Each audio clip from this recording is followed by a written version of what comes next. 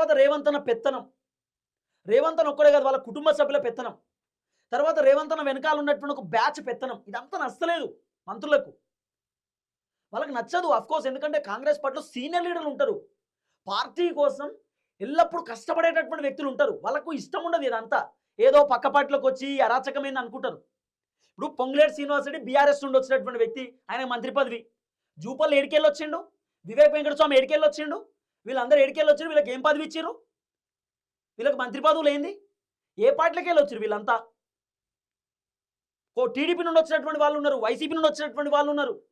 వీళ్ళందరికీ మంత్రి పదవులు, కీలకమైనటువంటి పదవులు. ఎందుకు? కారణం ఏంది? ఇప్పుడు వ్యవసాయ శాఖకు సలహాదారుడు పోస్ట్ ఇచ్చిండు. ఎవరికి? ఆయన పోచారం శ్రీనివాసరెడ్డికి. ఆయన బీఆర్ఎస్ నుండి కాంగ్రెస్‌కి వచ్చినటువంటి ఎమ్మెల్యే. బాన్స్వాడ ఎమ్మెల్యే. ఇవన్నీ మంత్రులకు నచ్చలేదు. వీళ్ళకి మంత్రి పదవులు ఇచ్చుడు ఏందని చెప్పి కీలక శాఖలు మళ్ళా.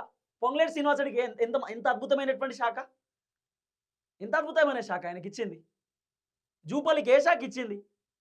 ఏడికెళ్ళొచ్చిర్రు వీళ్ళంతా? వివేక్ వెంకటస్వామికి ఏ శాఖ ఇచ్చిర్రు? ఏడికెళ్ళొచ్చిర్రు వీళ్ళంతా? ఏ పార్టీలకెళ్ళొచ్చిర్రు?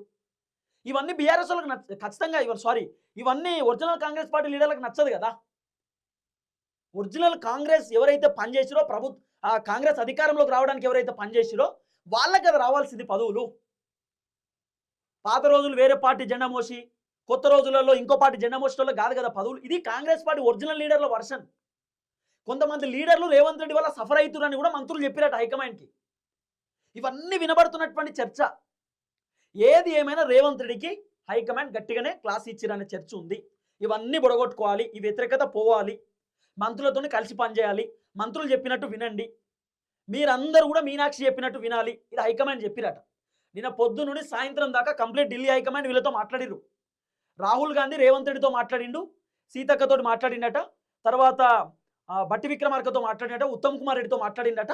తర్వాత రాహుల్ గాంధీ వేరే దగ్గరికి వెళ్ళిపోయిండు. ఆయన పనికి ఆయన వెళ్ళిపోయిండు.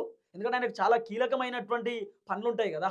ఆయన అగ్రనాయకుడు కథ ఇట్లుంటది. ఆయన షెడ్యూల్స్ ఉంటాయి. ఆయన వెళ్ళిపోయిండు. ఖర్గే, కేసీ వేణుగోపాల్ మాత్రం మంత్రులతోటి, ముఖ్యమంత్రితోటి, తర్వాత మీనాక్షి నటరాజన్‌తో మాట్లాడిర్రు అనేది ఒక చర్చ.